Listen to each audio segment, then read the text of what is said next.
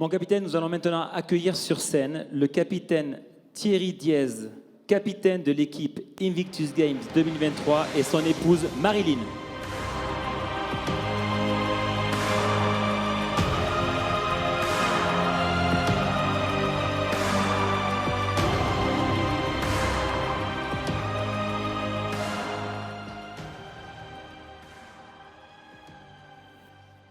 Mon capitaine, madame, bonsoir. Mon capitaine, est-ce que vous pourriez nous décrire ce que la préparation et la participation à ces Invictus représentent pour vous? D'avoir découvert une nouvelle famille, en fait. C'est ce que je retiens, moi, de ces Invictus. C'est pas tant la compétition, comme l'a rappelé le capitaine. Les médailles, c'était vraiment accessoire, mais c'est une nouvelle famille.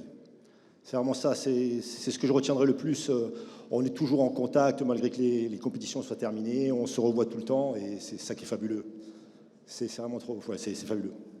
Vous vous revoyez sur des Non, stages on se revoit en perso. Oui, bien sûr, il y a les stages, mais on se revoit aussi personnellement. On fait des longs trajets pour se voir tous ensemble. Et voilà, c'est une famille, en fait. Nous sommes une famille. Vous avez vous-même participé sur une épreuve en particulier lors de ces Invictus? Ah oui, alors j'étais dans l'équipe de rugby fauteuil, tennis de table, cyclisme et natation. Ah, et le lancer du disque, pardon, j'ai oublié. Merci mon capitaine.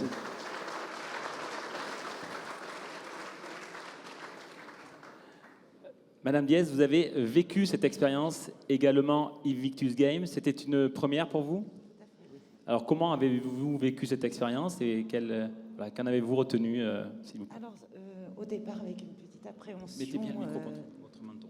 Au début, avec une petite appréhension de l'inconnu, de voir comment ça allait se passer parce qu'on n'est pas ensemble dans les hôtels.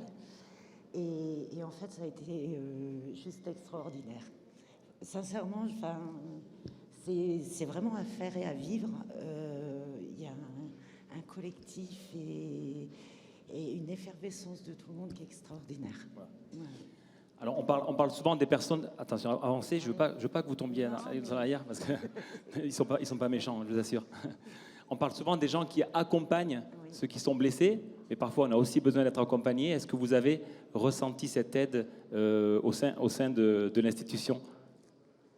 Alors, on l'a ressenti à travers... Enfin, on a eu l'opportunité aussi en début d'année de faire une sortie famille.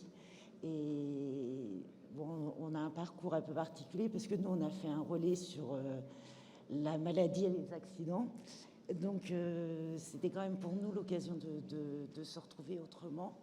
Et entre le stage famille qui nous a permis de nous retrouver avec les enfants sans avoir quoi que ce soit à penser, et ce qui fait du bien, en fait, d'avoir pensé qu'à soi. Et là, les Invictus, pour nous, 2023, c'était vraiment l'occasion vraiment de se retrouver. Et merci à l'institution. Oui. En tout cas, merci beaucoup à vous pour vos témoignages. Merci beaucoup. Je ne vais pas vous embêter plus longtemps. Merci d'être venu. Vous avez parlé de l'importance fondamentale des familles. Il y a quelques jours, il y a la première pierre d'un magnifique projet qui a été posé au Centre national des sports de la défense. Mon capitaine, est-ce que vous pouvez nous en parler un petit peu plus?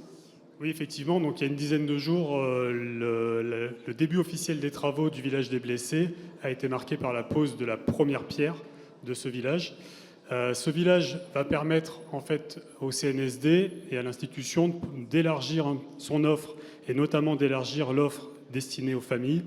Et au travers des magnifiques infrastructures que nous avons au CNSD et l'environnement magnifique que nous avons autour de Fontainebleau, on va pouvoir diversifier, augmenter un petit peu l'offre et proposer vraiment des offres adaptées aux familles et aux blessés grâce à des hébergements qui leur sont totalement adaptés.